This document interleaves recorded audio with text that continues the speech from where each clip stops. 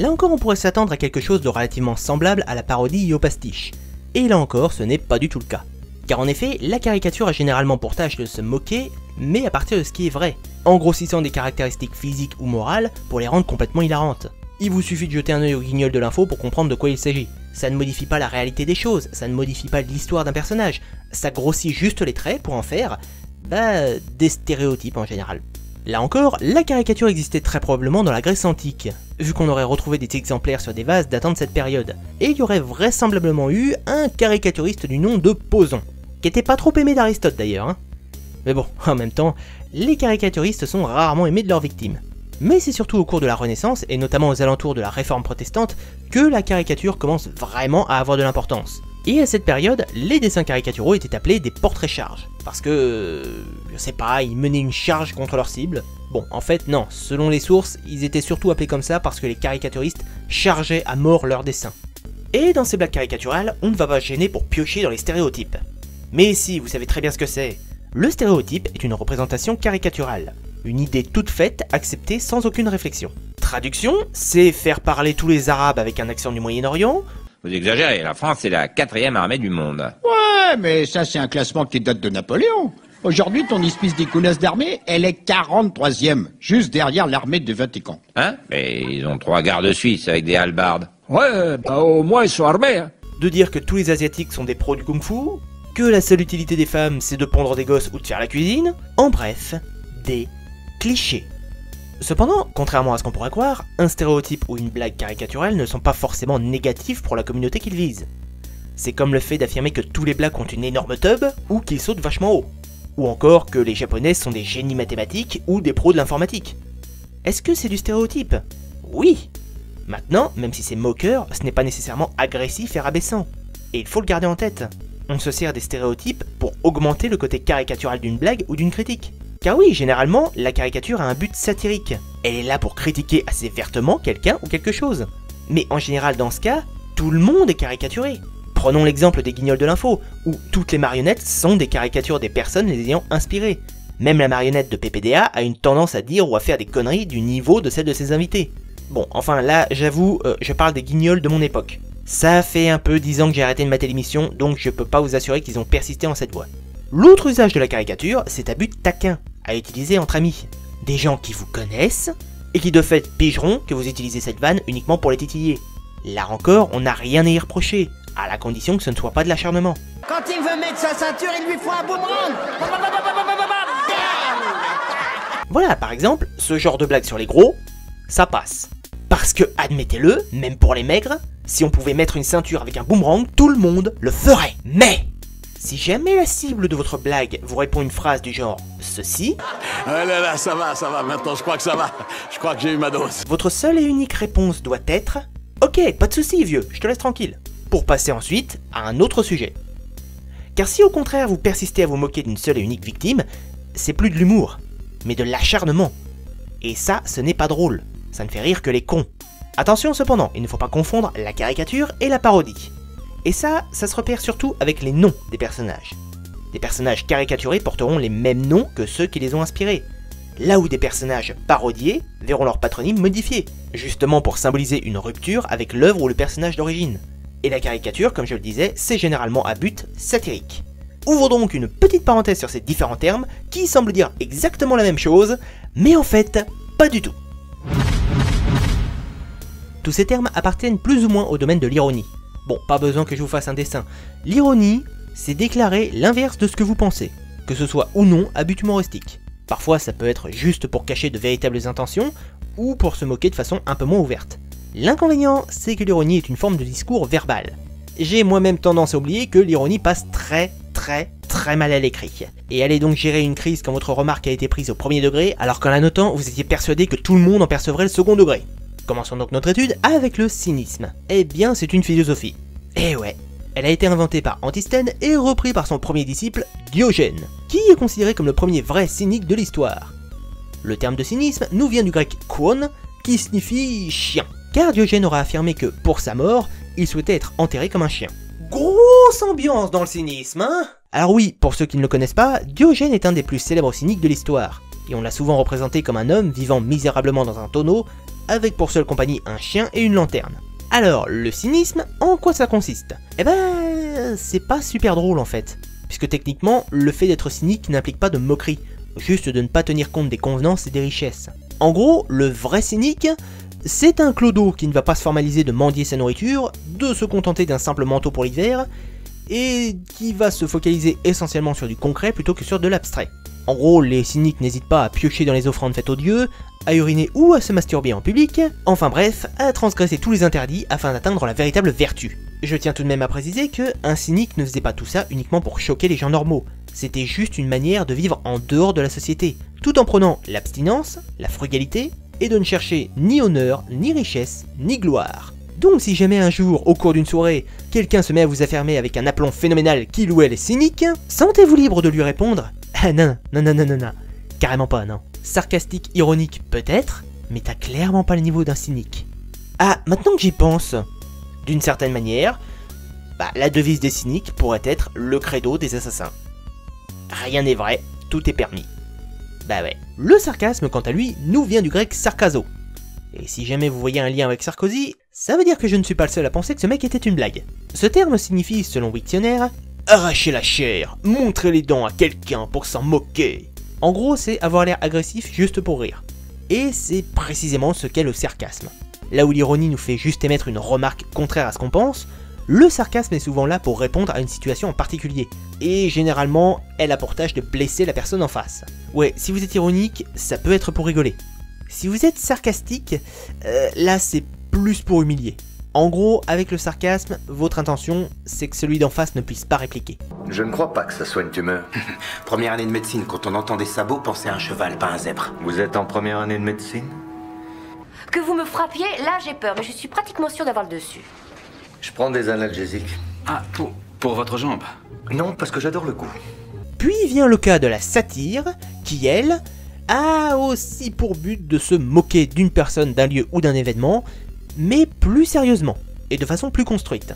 En d'autres termes, là où un sarcasme va se contenter de démolir quelqu'un pour qu'on se moque de lui, sans que ça demande plus d'efforts intellectuels, la satire, elle, va se montrer plus intéressante, car elle poussera ceux qui y prennent garde à réfléchir sur certains points explicités de la satire. On peut par exemple citer la fameuse saga de Fallout, qui nous fait découvrir l'univers post-apocalyptique après une guerre nucléaire, et dont l'ambiance baigne dans une satire de la société presque constante, nous montrant l'humanité se rabaissant à ses plus vils instincts malgré la présence de quelques bonnes âmes.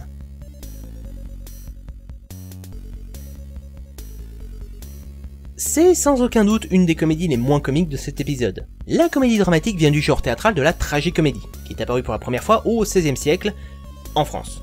Pourquoi ça m'étonne pas? Bon, plus précisément, le terme de tragicomédie avait déjà été utilisé dans la Grèce antique, par un certain Plaute.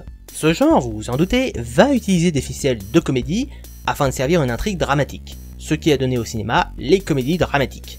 Il y a des passages marrants, il y a des passages tristes, comme la vie quoi.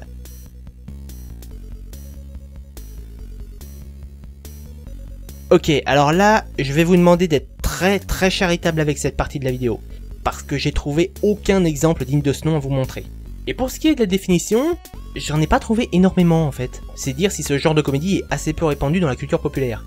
La comédie larmoyante a pour but de placer l'intrigue au sein d'une famille bourgeoise, dont les différents membres se retrouvent mêlés à une crise familiale ou domestique. Néanmoins, quels que soient les coups, moraux uniquement, pas de violence physique ici. Si les protagonistes restent vertueux, alors ils s'en sortent toujours. Et on va passer au genre suivant, parce que j'ai strictement rien d'autre à dire sur celui-là.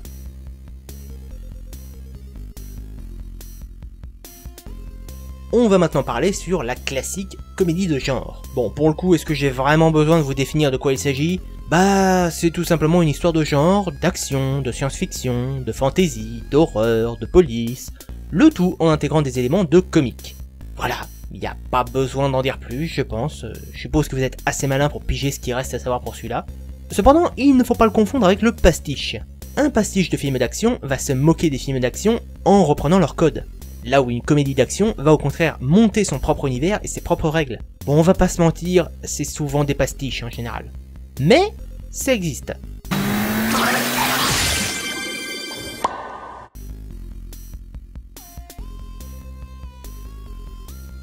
Alors, le stoner est un genre de comédie bien particulier et presque exclusivement cinématographique. En tout cas, s'il existe des jeux vidéo, des livres ou des séries sur le sujet, je les connais pas. Oui, c'est gentil de penser que je sais tout sur tout, mais non, c'est pas le cas. Le stoner donc est un style d'humour qui se focalise sur la consommation de drogues douces, et plus généralement sur les effets du cannabis. L'histoire suivra le plus souvent une ou deux personnes ayant fumé de l'herbe et en subissant l'état second durant une bonne partie de l'histoire. L'effet comique venant justement de tout ce qui est distorsion du monde, réaction what the fuck aux prises des drogues, voire difficulté du drogué à percevoir la réalité. En gros, le stoner, c'est des mecs ou des nanas shootés qu'on suit avec leur point de vue. Une manière de nous faire fumer, sans nous faire fumer, peut-être.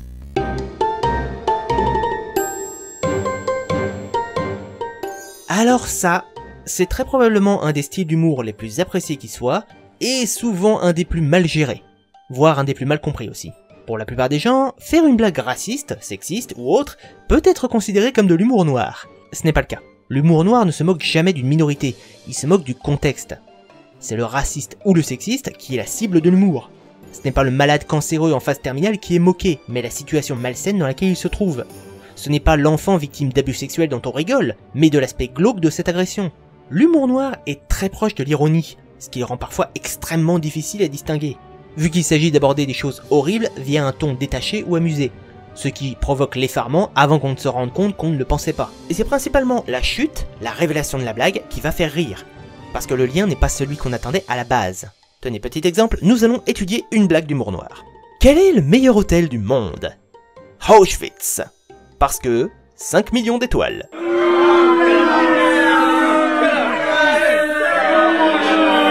Pas la peine de vous emporter. D'abord on se calme et ensuite on analyse. Est-ce qu'on se moque des juifs dans cette blague? Eh bien non, c'est un rappel de la Shoah. On sait qu'elle a existé, qu'elle a provoqué des millions de morts, et on l'accepte. On fait juste le lien, assez douteux j'en conviens, entre les étoiles qui marquaient la communauté dans les années 40, et les étoiles qui servent à noter les hôtels et les restaurants de nos jours. C'est la proximité du symbole qui fait rire, et non la situation cauchemardesque des juifs. Et là encore, l'humour noir n'a pas pour objectif de critiquer une situation ou une communauté, mais bel et bien de la dédramatiser. Oui, chaque jour il y a des viols, des meurtres, des escroqueries, de la violence conjugale, du racisme, des maltraitances, de la pédophilie et de la torture. Et malheureusement, on ne pourra rien y changer. Alors on essaye de rire un peu, afin de ne pas déprimer. Parce que le rire nous permet de mieux affronter la vie que les larmes. Putain, je crois que je viens de niquer l'ambiance là. Donc, c'est justement le principe même de l'humour noir qui n'est pas compris par la plupart des gens. Si vous sortez une blague raciste, peu importe que vous affirmiez qu'il s'agit d'humour noir, vous serez considéré comme un raciste. Point. A l'inverse, un des maîtres de ce style d'humour, après Pierre Desproges évidemment, c'est pour moi Jérémy Ferrari, qui manie très bien le genre et s'arrange pour ne jamais laisser transparaître la moindre médisance. Un détail. Oui, c'est ça, craindre, craignez, bien sûr, c'est ça. Vous avez bien entendu, mesdames, hein? Quand on vous relègue dans des chambres à part et qu'on vous frappe, c'est seulement si on craint votre infidélité. Ah ben oui, parce que si on est sûr. Ah ben après, c'est selon la créativité de chacun, je dirais, hein. Ce qui était très très à la mode pendant un temps, c'était l'essence, mais que le prix du carburant ne peut plus se permettre, hein. Certes, le Gugus joue les connards racistes, antisémites, sexistes et homophobes, mais justement pour qu'on se moque du personnage qu'il incarne. Ou alors, il se moque juste de la logique même de certains points, comme les religions par exemple, et non des religieux eux-mêmes. Alors vos copains juifs m'expliquaient que pendant le Shabbat, ils n'avaient pas le droit de se servir de l'électricité. Mais tu sais que c'est pire que ça, ils n'ont carrément pas le droit d'appuyer sur le bouton d'un appareil électrique. Mais quand ils m'ont dit ça, je dis mais comment vous faites devant un ascenseur? Notre juif est là. Il est au rez-de-chaussée, il va au 78e étage. Je vous rappelle la problématique, il n'a pas le droit d'appuyer sur le bouton d'un appareil électrique. Donc déjà, il peut pas ouvrir les portes de l'ascenseur. Puis il peut pas demander à quelqu'un. C'est ridicule. Excusez-moi, jeune homme. Oui, venez par ici, ouvrez-moi les portes de l'ascenseur, s'il vous plaît. Pourquoi je ne le fais pas moi-même? Eh bien, parce que je suis juif. Donc, je ne suis pas passé pour un con, il est quand même obligé d'attendre qu'un gars avec un nom juif prenne l'ascenseur pour se faufiler derrière lui. Aujourd'hui, notre juif a de la chance, un inconnu s'approche de l'ascenseur d'un pas décidé. L'inconnu s'approche, s'arrête au niveau de notre juif, les deux hommes se regardent. Vous êtes juif, vous aussi? Oui? Merde. L'heure tourne. Ils sont maintenant 6 juifs à attendre devant l'ascenseur. Un autre exemple, Rabbi Jacob. On ne se moque pas des juifs dans Rabbi Jacob, mais d'un raciste et de ses réactions face aux juifs. Et aux arabes. ce qui est là totalement différent. C'est le raciste qui est la cible des moqueries, pas les minorités. Premièrement, peut-on rire de tout? Deuxièmement, peut-on rire avec tout le monde? À la première question, je répondrai oui sans hésiter et je répondrai même oui sans les avoir consultés pour mes coreligionnaires en subversion radiophonique, Louis Rego et Claude Villers. S'il est vrai que l'humour est la politesse du désespoir, s'il est vrai que le rire sacrilège blasphématoire que les bigots de toutes les chapelles taxent de vulgarité et de mauvais goût, s'il est vrai que ce rire-là peut parfois désacraliser la bêtise, exorciser les chagrins véritables et fustiger les angoisses mortelles, alors oui, à mon avis, on peut rire de tout, on doit rire de tout. De la guerre, de la misère et de la mort. Au reste, est-ce qu'elle se gêne, la mort, elle, pour se rire de nous? On peut rire de tout, mais pas avec tout le monde. Et pour le coup, aujourd'hui encore, c'est on ne peut plus vrai. Si vous êtes amateur d'humour noir, ne le faites pas devant un gigantesque public, dont vous ignorez s'il apprécie ce style d'humour. Alors en effet, certains humoristes spécialisés dans ce type d'humour remplissent des salles entières. Mais ils les remplissent avec des gens qui justement aiment l'humour noir, qui connaissent ce type d'humour. Ils remplissent pas la salle avec une armée de pécores choisis au hasard. Alors, faites vos blagues dans des petits comités. Ne serait-ce que pour voir si vous arrivez à en faire rire quelques-uns. Alors, je vous entends d'ici. Oui, mais la liberté d'expression, tout ça, je devrais avoir le droit de dire tout ce qui me plaît.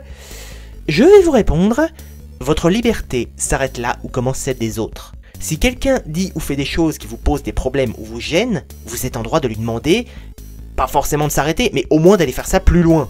Parce que sinon, ça veut dire que vous êtes libre de faire des sermons néo-nazis en pleine rue.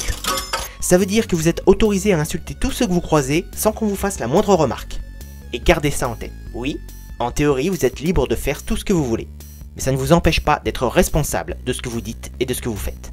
Vous êtes responsable de chacune de vos paroles, de chacun de vos actes. Et se cacher derrière la liberté d'expression ne vous rend pas moins responsable. Ça vous rend juste lâche. Bon, deuxième fois que je nique l'ambiance, alors on va vite terminer avec l'humour noir parce que sinon ça va pas aller. Sinon tous ceux qui regardent la vidéo vont finir par tomber en dépression. Donc évidemment, évitez les blagues sur les violeurs si quelqu'un dans votre entourage a été confronté au viol.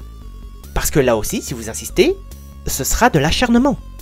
Et vous n'avez sûrement pas envie d'être considéré comme un connard qui s'acharne sur une minorité par votre entourage. Et si jamais une personne vient vous voir en vous disant qu'elle n'aime pas votre style d'humour parce que ça lui remet de mauvaises choses en tête, n'allez pas insulter cette personne en disant qu'elle n'est pas tolérante. Pour ma part, j'ai déjà eu la situation. En soirée, une amie qui est venue me voir pour me demander de ne pas faire de blagues sur le suicide, car ayant elle-même perdu un proche pour cette raison. Conséquence, je me suis excusé, et je n'ai plus jamais fait d'humour sur le suicide en sa présence. Et vous savez quoi?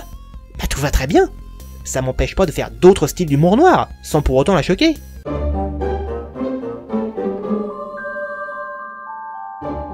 Et on va terminer avec un style d'humour absolument phénoménal que tout le monde n'adore pas. Un peu comme l'humour noir. L'humour absurde, contrairement au burlesque, va justement provoquer le rire en se basant sur les mécanismes de non-sens, d'illogique complète. Pour bien différencier la chose, imaginons une scène. Une très jolie stagiaire apportage de traverser un couloir avec les bras chargés de dossiers. Humour burlesque, la demoiselle trébuche et se vautre lamentablement la gueule en éparpillant ses dossiers. Humour absurde, la jeune femme se rend compte qu'absolument l'intégralité de ses collègues de travail sont obligés de ramper pour traverser le couloir, alors pour traverser ce couloir, elle s'allonge à son tour avec ses dossiers, rampe, et se relève une fois sortie pour reprendre son chemin comme si de rien n'était. Pourquoi? On ne sait pas, et on ne le saura jamais. C'est le fait de mettre une situation complètement what the fuck qui n'a aucune logique, aucune cohérence, et c'est ce qui provoque le rire. En théorie, ça peut aussi être une réaction tellement illogique d'un personnage que vous ne savez pas comment réagir, que vous vous contentez d'exploser de rire en la voyant, parce que ça n'a aucun sens. Un peu comme quand Star-Lord se met à danser face au grand méchant des Gardiens de la Galaxie. Mais mec, qu'est-ce que tu fous? Parce que je vous avoue que si ce style d'humour peut fonctionner sur pas mal de personnes, ça peut aussi en laisser froid pas mal d'autres. Et voilà! Nous en avons terminé avec cet épisode sur les comédies. L'humour est toujours présent dans nos vies, que l'on soit heureux, triste ou autre. Certaines blagues nous font rire, d'autres non. Mais tant que les blagueurs conservent un certain respect envers leurs spectateurs, nous ne devons pas obstinément nous fermer à tous les types d'humour, en considérant, parce que nous ne les aimons pas, que les blagues sont irrespectueuses, puériles ou malsaines. Car oui, il faut pas se voiler la face. Il y a de mauvais humours, des humours nocifs et racistes, qui se servent du pavillon de l'humour noir pour dissimuler des éléments malsains. Je vous demande pas de faire une croix sur absolument tous les types d'humour, ce sera encore plus malsain. Au contraire, regardez ce que vous avez envie de regarder, mais ayez conscience de ce que vous regardez, et ne vous cachez pas derrière des arguments du genre Oh, mais t'as pas d'humour. Soyez intelligent. Si vous êtes capable de rire de tout, essayez de garder en tête que ce n'est pas le cas de tout le monde. Nous allons désormais nous quitter, et je vais laisser Jérémy Ferrari himself conclure cet épisode. Bonne soirée, et à bientôt à bord de l'Universalis. À mon avis, à partir du moment où t'es convaincu, mais vraiment convaincu de quelque chose, bah t'es déjà mal barré pour que ce soit vrai.